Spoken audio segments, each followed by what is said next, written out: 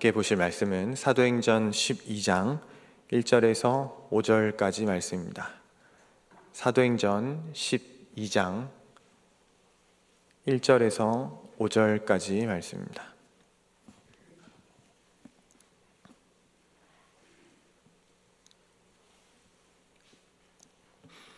우리 한 절씩 교독하면서 읽도록 하겠습니다.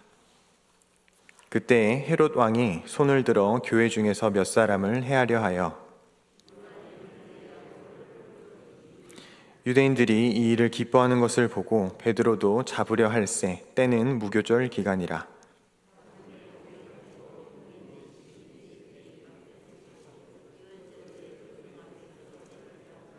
함께 읽겠습니다.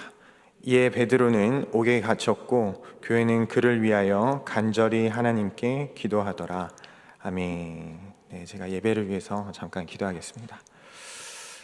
살아계신 하나님 아버지, 오늘 이 시간 우리가 살아계신 하나님과 함께 교제하고자 하루의 시작 주님 앞에 나와 주님께 예배 올려드립니다. 이 예배를 통하여 우리의 온 마음이 주님을 향하게 하여 주시고 또 하나님의 뜻과 생각이 우리 안에 풍성하게 차오르는 은혜의 시간 될 수 있도록 성령님 우리와 동행하여 주십시오. 예수님 이름으로 기도드립니다. 아멘. 네, 저희 계속해서 사도행전으로 또 초대교회의 모습, 또 초대교회 성도의 모습을 함께 살펴보면서 은혜 나누려고 합니다. 먼저 잠깐 사도행전에서 오늘 본문 전까지 큰 이야기의 흐름을 좀 살펴보려고 합니다. 예수님께서 승천하신 이후에 제자들에게 명령을 주셨는데 그 명령은 예루살렘을 떠나지 말고 성령을 기다려라 였습니다. 그리고 제자들은 예수님께 순종하였고 성령이 제자들에게 오시죠. 그리고 성령이 오신 이후로 제자들을 통해서 많은 수의 유대인들이 예수님을 믿기 시작했습니다. 제자들은 설교도 하고 또 이적을 베풀면서 예수님께서 맡기셨던 그 사역을 이어갔고 예루살렘 교회는 그로 인해 10,000명이 넘는 성도들이 생기게 되죠. 그러다가 교회에 큰 핍박이 있었습니다. 그것은 초대교회 지도자 중에 한 사람이었던 스데반이 순교를 당했던 것입니다. 이 일로 예루살렘 교회는 이제 뿔뿔이 흩어지게 되는데요. 사도행전은 이 흩어진 성도들을 통해서 온 유대와 사마리아와 땅끝까지 복음이 전해지게 되었다는 것을 보여주고 있습니다. 이것은 예수님의 명령이었죠. 성령이 너에게 임하시면 온 유대와 사마리아와 땅끝까지 이르러 내 증인이 되리라 하신 예수님의 예언의 성취였습니다. 사랑하는 지도자의 죽음과 세상으로부터의 핍박, 그리고 교회에 가해진 이 고난들이 도리어 예수님의 예언이 실현되는 결과를 낳았던 것입니다. 이것이 바로 모든 것이 합력하여 선을 이룬다라고 전했던 바울이 전했던 하나님 나라의 진리의 그런 모습이죠. 우리 눈과 귀에 듣고 보기에는 어떠하든지 하나님께서는 성실하게 하나님 나라의 일들을 이루어 가십니다.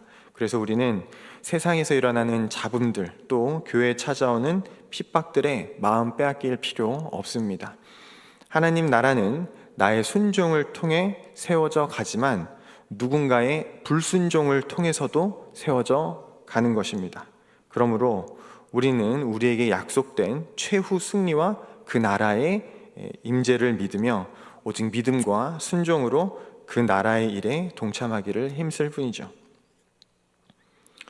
교회는 이제 예루살렘에서 사마리아로 또 이방 지역인 안디옥까지 확장되면서 안디옥에도 교회가 생기게 됩니다. 당시 성도들은 유대인만 예수님을 믿을 줄 알았는데 유대인만의 예수님인 줄 알았는데 사마리아인들이 믿기 시작하더니 이방인들도 예수님을 믿기 시작했던 것입니다.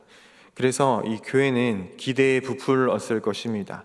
사마리아인도 믿고 이방인도 믿기 시작했으니까 땅 끝에 모든 사람들이 예수님을 믿게 될 거라는 기대감에 부풀었을 것입니다. 그런데 그런 성도들의 기대감에 찬물을 붓듯이 또다시 핍박이 찾아왔습니다. 예루살렘 교회의 대표적인 지도자 예수님의 12 제자 중에 한 사람이었던 야고보가 헤롯의 손에 죽었던 것입니다. 이 야고보는 예수님이 특별하게 아끼셨던 제자 세 사람 가운데 한 사람이었습니다. 그래서 지난 수요 예배 때 이 야고보의 죽음을 우리가 묵상하면서 야고보 같이 세상에 드러나지 않고 다소 허무하게 죽어도 예수님께서 그를 특별하게 여기셨던 것처럼 우리도 주의 일을 하면서 세상에 드러나지 않아도 예수님이 우리를 특별하게 여기신다는 것을 의심할 필요가 없다라는 묵상의 내용을 나눴던 기억이 납니다. 그리고 오늘은 그 후에 베드로에게 있었던 일과 교회의 반응을 좀 살펴보려고 합니다. 이 야고보가 죽자 헤롯은 그 기세를 몰아서, 교회를 핍박하는 기세를 몰아서 베드로를 잡아서 감옥에 가두게 됩니다. 헤롯은 유대인을 통치하는 일을 좀 용이하게 해보려고 유대인들이 기뻐하는 일로서 교회를 핍박했던 것인데요. 근데 헤롯에게 잡힌 이 베드로가 누구인가요? 바로 야고보와 함께 예수님이 특별히 아끼던 제자 세 사람 가운데 또 다른 한 사람인데, 그럼에도 불구하고 이 베드로가 헤롯에 의해 감옥에 결박되고 곧 죽을 위기에 처했던 것입니다. 감옥에 갇히게 된 베드로는 무슨 생각을 했을까요? 제 추측입니다. 이렇게 생각했을 것 같습니다. 나랑 같이 처음부터 예수님을 따라다니고 수년간 나랑 같이 사역을 하고 함께 교회의 대표였던 야고보가 죽었다고? 그러면 이제 나도 갈 때가 됐나 보다. 그런데 또 갇힌 날을 좀 보니까 3절에 무교절이었다는 기록이 있습니다. 그러면 곧 6월절이 찾아옵니다. 계속 베드로는 이렇게 생각했을 수 있을 것 같습니다. 예수님도 6월절 금요일에 십자가에서 죽으셨잖아. 나도 예수님처럼 6월절에 죽는 거 아닐까?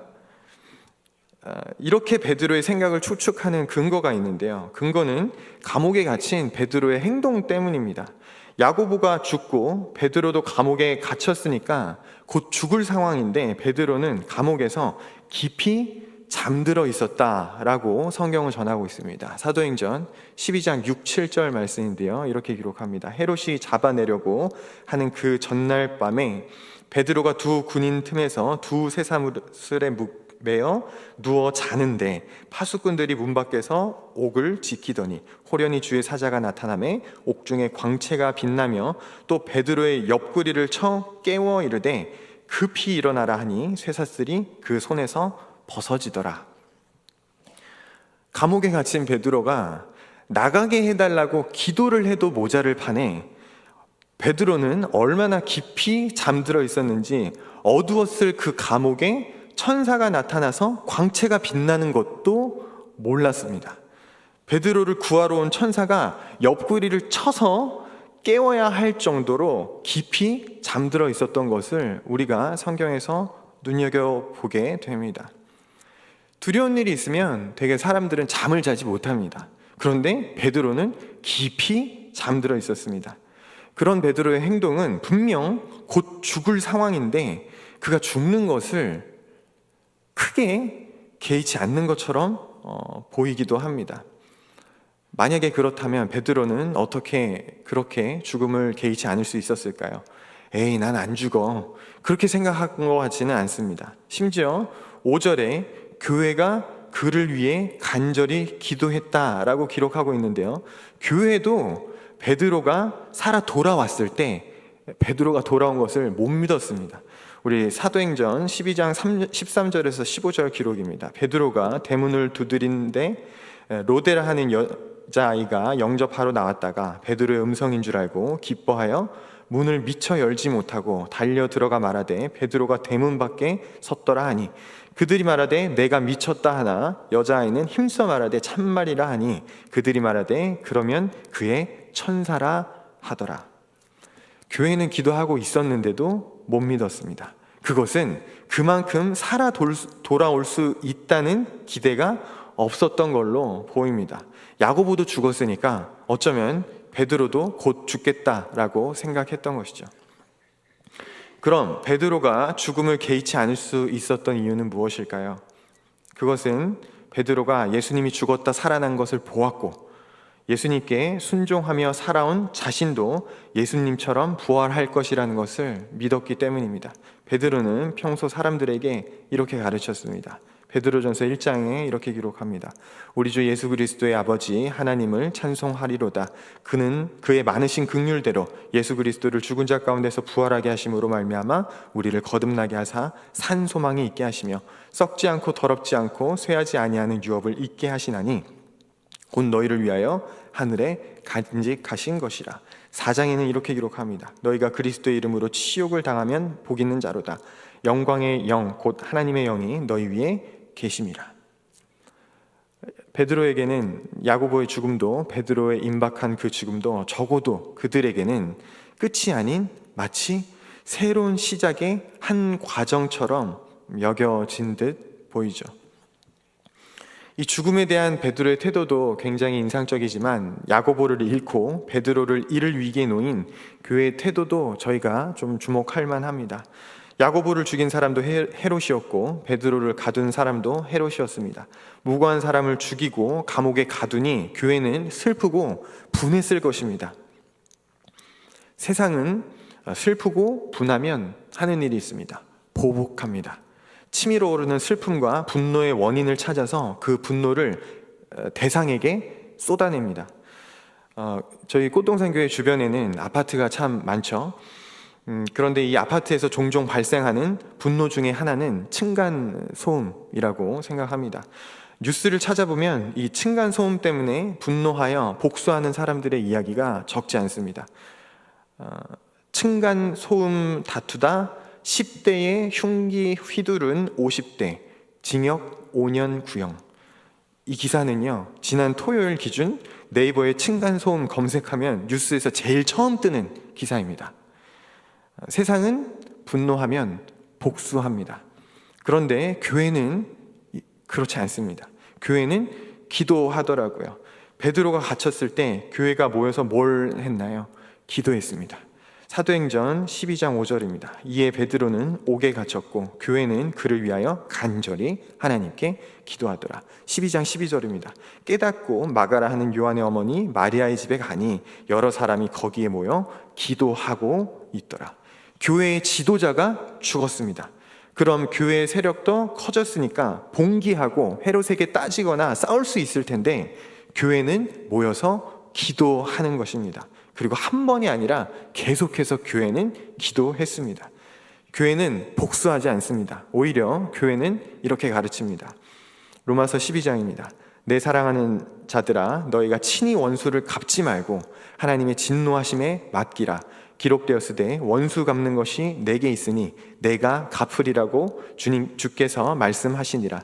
내 원수가 줄이거든 먹이고 목마르거든 마시게 하라. 그리함으로 내가 숯불을 그 머리에 쌓아 놓으리라. 악에게 지지 말고 선으로 악을 이기라.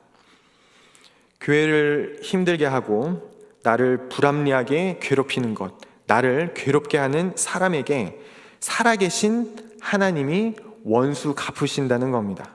그러니까 교회된 너희는, 성도된 개개인은 오히려 악에게 지지 말고 선으로 악을 이기도록 원수들을 신경 써주라는 겁니다.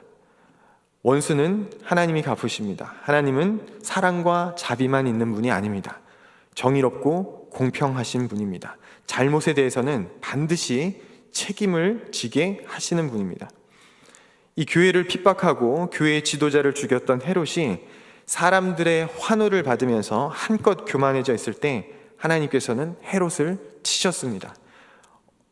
어떤 학자들은 이 헤롯을 치신 것을 세균 감염과 같은 것 때문이다라고 보기도 하는데요. 어쨌든 어처구니 없는 죽음을 헤롯이 당하게 됩니다. 사도행전 12장 23절의 기록입니다. 헤롯이 영광을 하나님께 돌리지 아니하므로 주의 사자가 곧 친히 벌레에게 먹혀 죽으니라. 말씀을 정리하겠습니다. 우리는 하나님 나라가 이미와 아직 사이에 있고 그 나라가 언젠가 완전히 오게 될 줄 믿는 성도입니다. 그래서 오늘도 믿음으로 하루를 살고 보는 것으로 듣는 것으로 살지 않기를 다짐합니다. 그러나 삶에는 분통 터지는 일, 억울한 일, 절망적이며 좌절할 만한 일, 낙담되며 낙심되는 일이 찾아옵니다. 나를 그렇게 만드는 사람을 꼭 마주하게 됩니다. 그런데 성경은 우리에게 너희가 똑같은 말과 똑같은 행동으로 갚지 말고 그 징계 또는 심판을 하나님께 맡기라고 명합니다. 세상은 그렇게 흘러가도 우리는 그 세상 따라가지 말라고 명합니다. 오늘날 우리가 헤롯과 같이 나를 죽이려는 사람을 만나는 일은 드물 거라 생각합니다. 대개는 말로, 행동으로 나를 힘들게 하는 사람을 만나는 정도일 거라고 생각을 하는데요. 그때 그 원수 같은 사람에게 우리가 똑같이 갚아줄 것이 아니라 우리는 그를 이해해 보려고 노력하는 것, 그를 긍휼히 여기려고 애쓰는 것, 그게 하나님이 우리에게 바라시는 것입니다. 예수님이 나 같은 죄인을 불쌍히 여기신 것처럼, 그래서 나를 대신 죽기로 결정하신 것처럼 나도 원수 같은 그 일을 불쌍하게 여겨주라는 것입니다.